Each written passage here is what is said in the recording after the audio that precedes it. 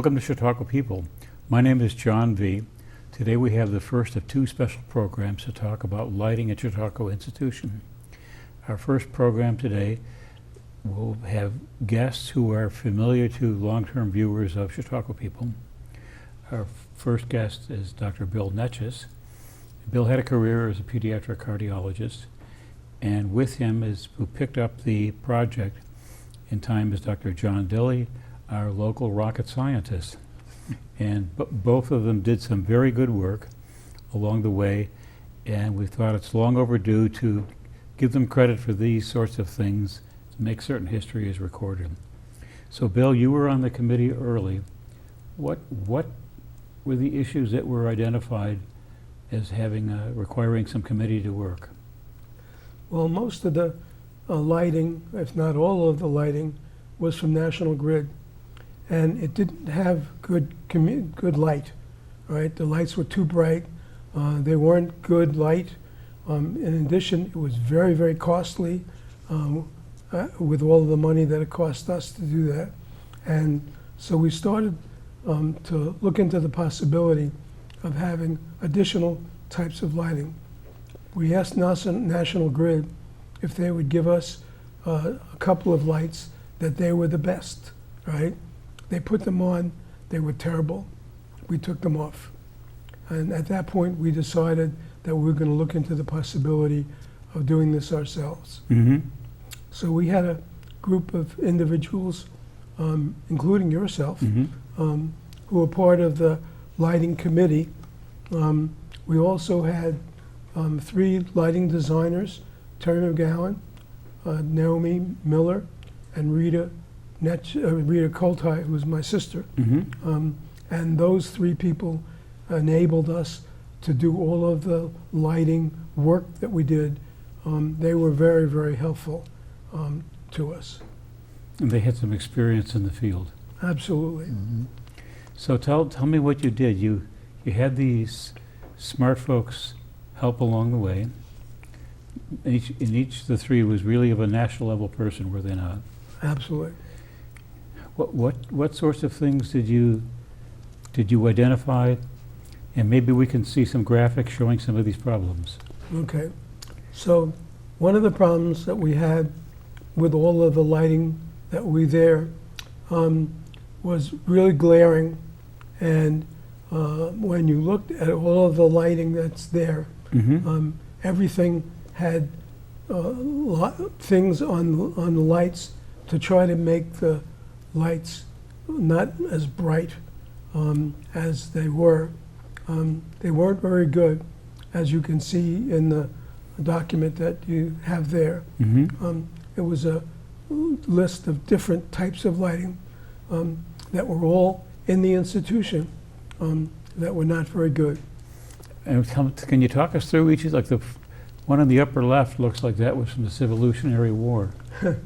No, that was a special light that's made for the institution, right, with a single bulb in it, right? And what they had to do was bend it down, right, so that the light couldn't go out and it was going down. These light bulbs burned out pretty quickly, and so they were okay, but they weren't great. All of the other lights that you see in that, you can see that in one of them, the globes were painted This gray. would be in the upper middle? On the upper right. Upper right. Right. The one in the middle had lights that are things that were on the side of the light to prevent it from shining out. It was shining down, right? And you'll even see in the lower group on the left side, there's only one light that was available, Mm-hmm. and the rest of the light was closed. And the 2 that are hanging down, you can see that even though they were hanging down behind the light, but they still had things on the side, right, to prevent them shining into the people's houses. Mm-hmm. So we decided we need to do something about it. And the year before, I'd gone to see my sister Mm-hmm. She's a lighting designer at Stanford, and she found a light that she loved and that she was putting into Stanford. She showed me that, Mm-hmm. right? And that's where I got my interest in lighting. And I came back and I joined the community, Mm-hmm. right? And after a period of time, that was the light that we put in on the corner of Brick Walk in the institution. That light is still there. It's running. It needs to have bulbs replaced every 3 years or so. What kind of bulbs are those? They're regular bulbs, right? But the light itself had a diffuser, Mm-hmm. right? So all the light shined down, right? And it was not going up and to the side. Mm-hmm. And it was really good light. The only problem with it was the fact that it didn't have a long lifespan, although we have had it now for 15 years. Mm-hmm. But also, it didn't have the new lights that were coming on, which are LED lighting, Got it. right? So it was an incandescent bulb then, or some Yeah. other? Just an incandescent bulb. Mm-hmm. So at that point, we decided to get 3 different lights. We got the institution to put a column up for us next to the colonnade, right? And we got 3 companies that our lighting designers suggested that we do. One of them was the same company that we put the demo 1 on, right? Each one was on for 2 weeks. At the end of that, we took it down and we put a new one up. And all of that was done by the institution, right? At the 3rd light was the Neri light, which was out from another country, right? But it uses a Philips bulb. It's not a bulb, it's a special light. Mm-hmm. And we decided that that was the best one for it. And so that was the second demo light that we put in. That was demo 2. Mm-hmm. And we started playing with that and trying to put in dimmers and look it down, but it had the right color temperature of 3000 K.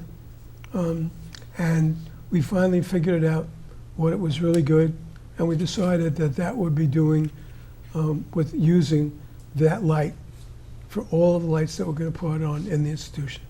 Got it. Got it. Let's backtrack a little bit.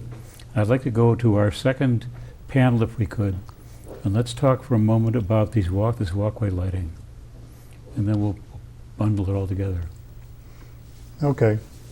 Well, the walkway lighting was designed to be easy on the eye. In other words, a light that's too bright is white, and so what you really want is a light that's more yellow, if you will. It's easier on the eye and it's easy to see. So we switched over to those lights that had the right color temperature of yellow. Mm-hmm. And these lights are walkway lights, Yeah. right? So they're called bollards. And around the institution, they've put these lights in where there are special areas where they need to have lighting, and the light shines down, and they're only about 3 feet tall. So they're essentially waist height or below, Mhm. and would not be interfering with one's vision. Right. Mm. And they're all of those lights are still there, and the only thing we have to do periodically is change the bulbs. What kind of bulbs do they have? I'm pretty sure they're LED bulbs. LEDs. Yeah. Yeah. So they would be probably warm LEDs then. Yeah, they're warm LEDs. And I think we've only had to change a few of them, some of the original ones that we put in there. Yeah. So we're really talking about 2 different types of lights. The project included the walkway stuff as well as the higher ones. It would have been what, about 10 or 15 feet high Yeah, off the ground? yeah. Now, can we see well, you talked about demo one. Wonder if we could see the third panel and take a look at demo one. Let you guys talk through this a little further. So this is the original light that we put in the institution. And you can see there that it's only 60 watts, right? It dims itself at night, so it reduces by 25%, right? It is a warm color temperature. And if you look at the next slide, this is a special lens that sits on the light, right? So that lens diffuses the light and puts it all on the ground, right? And you can stand in front of it and look up and have no glare at all. Really? Yeah, it's a very, very nice, the reflector is really a good job. And the next slide, you'll see, which is the difference between a light globe on the right-hand side and that globe on the left-hand side. And you can see all the lights on the ground there. And on that one, most of the light was in your eyes.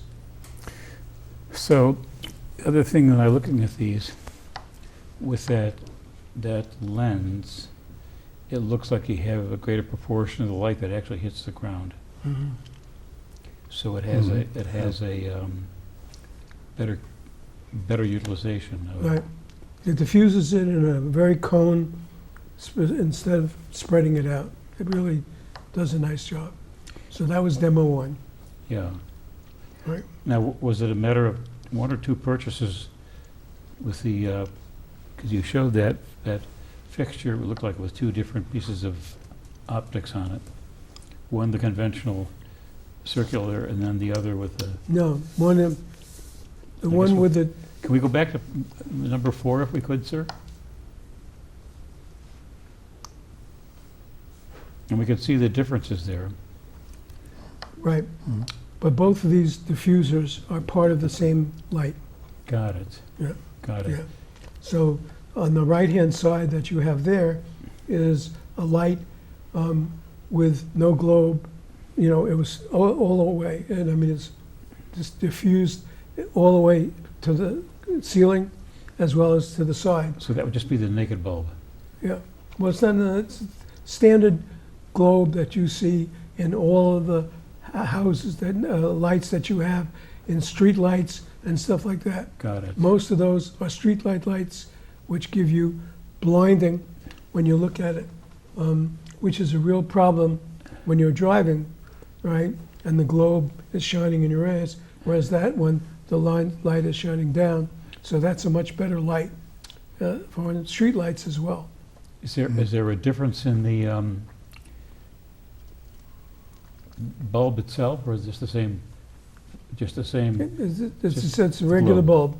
same bulb? It's a regular bulb. And those bulbs were incandescent or LED or No, they're incandescent. incandescent? Yep. Okay. Those are incandescent, and its life expectancy of the bulb is about 3 or 4 years. And as I said, we still have that light. You know, it's 15 years or more from demo one, but the only thing we have to do is change bulbs. Got it. Got it. Now let's make things a little difficult here.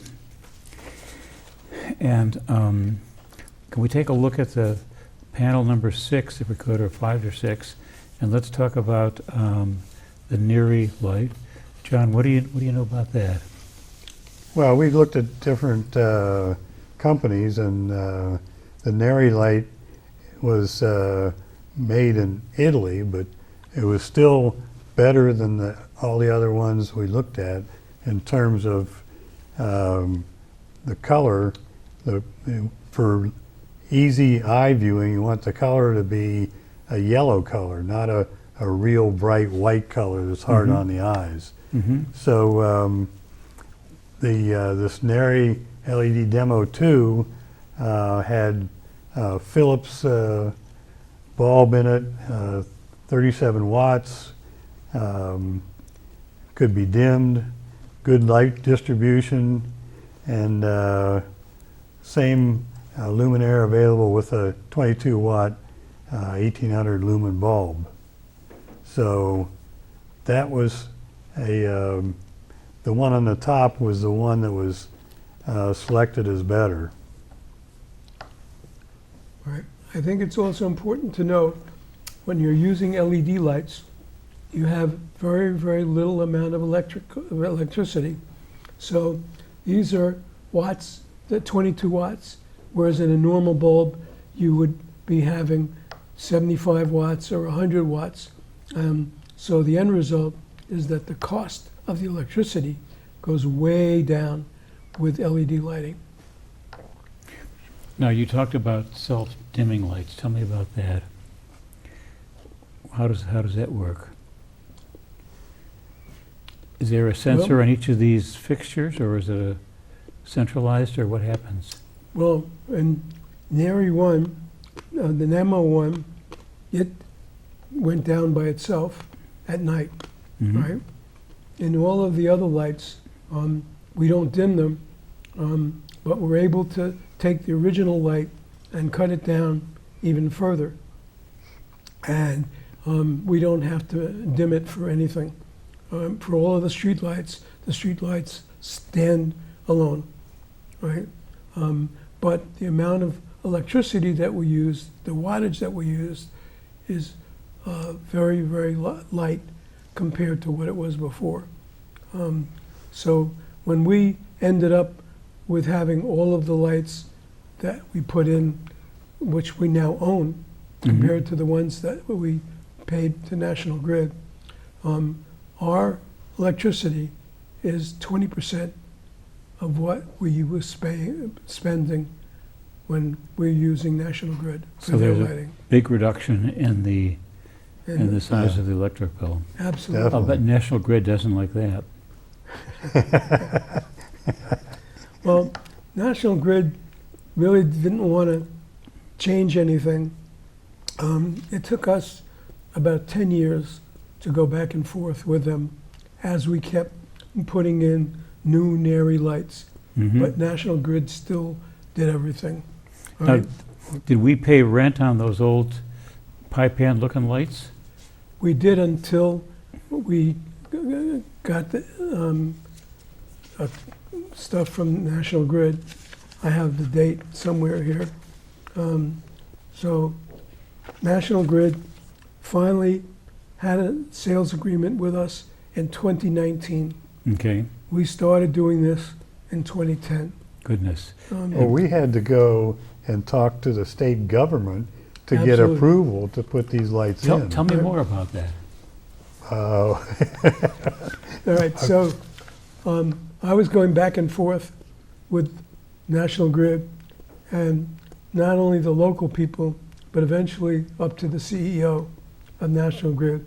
And they told us that they are not allowed to sell the facilities to another company or to another person, right? So I sent emails out to our representatives, to Chuck Schumer and Gillibrand, and in 24 hours, the CEO called back and said, you know what, we could do that. Ah, And they actually had to change the tariff in the state of New York to allow National Grid to sell their facilities to us. And they went through that, took about a year, right? And at the end of that time, we were able to take over everything except for the National Grid poles that have electric wires on it. So all of those in our institution, right, are still wiring with National Grid, but none of the lighting is with National Grid. And we have a lot of underground lighting, and all that underground lighting is now ours, right? And we can do that. And all of the wooden poles that don't have electric wires, we now own. right? And we can put our lights on those poles, right? So those are the light poles without wires are owned by the utility? Yes, Got it. right. So So we Mr. own everything except the poles that have electric wires that National Grid provides electricity for the community. Now, was there a big payoff to the National Grid for this stuff? Well, it turned out, and Mike could probably tell you this better We'll next time. hit him in when a to talk next to him. session.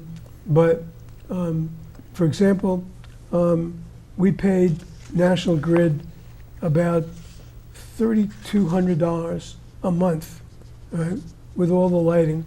And when we started to change it and have our fees, our fee from National Grid was now 60 cents a month for each light on a pole that they own. And so we had a total of $66 a month instead of $3,200 a month. How about that for a great savings? So what did you do with the savings bill? Did you buy a condo in Florida? No, That's but we had- classified. No, but we had to buy all of these lights. Got it. So our community, we had, I forget what, with our community, we had a, Vote or something? And I know Mr. Starks is going to give us some detail on that. that's right. But anyway, we had to go through and see what the community was happy with, right? And we were talking about having a maximum of $800,000 in cost, right? And so we had all the community to let us, and 2 people said no, and 250 people said yes, that we should go forward. So the community was full in with it. Very strongly with it. Yeah. So let's ask a couple of pesky questions. At one point when you were doing committee work, you walked around with a light meter and you measured luminance of various fixtures. Mhm. Now that we've gone largely to LED lighting, with these globes that have lenses built into them, is the lighting on walkways more uniform than it was in the previous regime? Yes, absolutely, Oh, So we could say fewer dark spots. right? And you can see them now if you go into Besta Plaza, where the globes are there, the old globes, right? And you can see where the lighting is, that's the Neri light, is a difference that's amazing. In addition, we have some pictures of Pratt Street from, bless you, Pratt Street, from all the way from the Besta Plaza, all the way out, from the original lights that National Grid had, and the Neri lights. And you can see all the lights on the ground, right? Whereas the original lights, the lights were all blinded. So it really makes a difference.